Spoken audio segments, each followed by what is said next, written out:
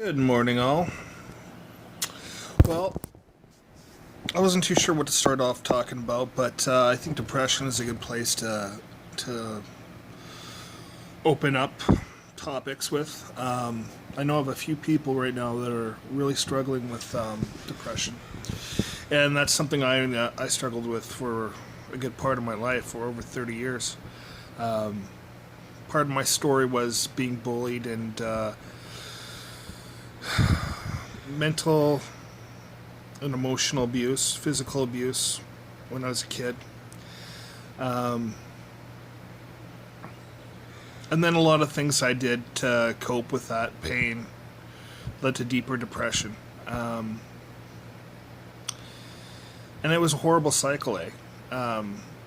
It was like a carousel, just round and round. I would use drugs to kill the pain, and then all the guilt and shame would come back. And then I'd be more depressed. And then in order to get rid of that guilt and shame, I'd keep on using, right? And it was just a horrible cycle. When God removed the obsession for me to use drugs and alcohol, I went to other things. I went to food, and I put on a lot of weight, like a lot of weight, and that was still there. Then came the low self-esteem, low self-worth, and so on. I struggled really bad with psoriasis, and it came to a point where I couldn't walk. I couldn't stand for more than 10 minutes. It was so bad on my feet, and there I am again. I'm stuck inside. I'm isolating.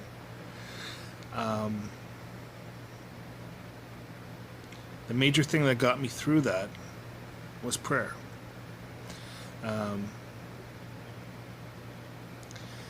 And talking about it, right? Talking to friends about it, voicing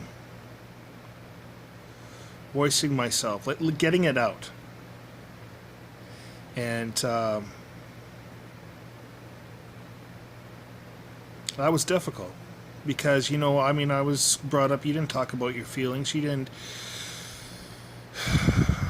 bother people with your problems, I always felt like I was a burden, right? That I wasn't worth helping. That's where the low self-esteem comes in. It's such a horrible, horrible cycle.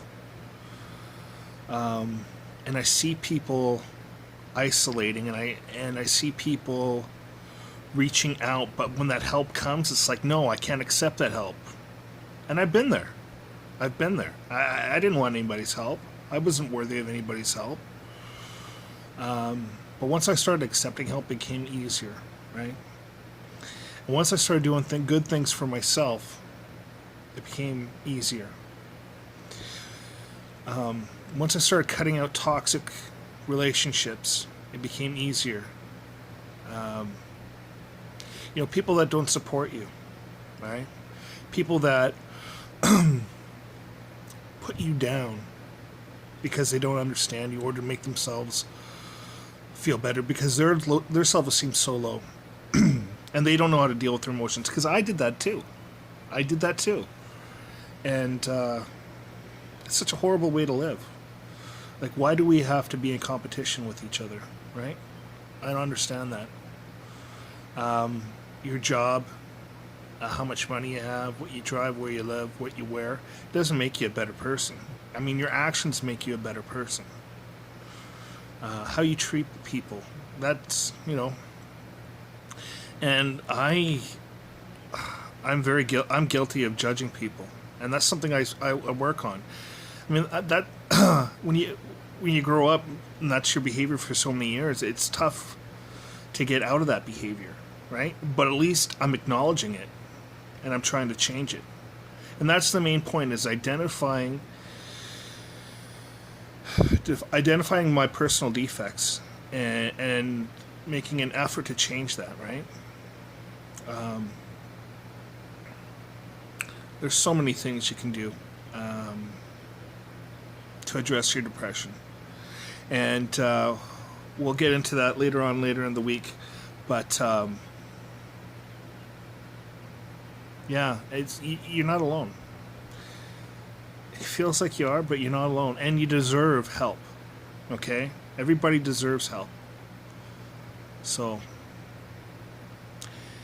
yeah, just hang in there. If you're going through depression, just hang in there, right? And some days all you can do is, turn the TV on and watch Netflix all day. As long as you're not doing anything to harm yourself, that's a good thing. All right. So, if nobody's told you they love you today, I do. God bless.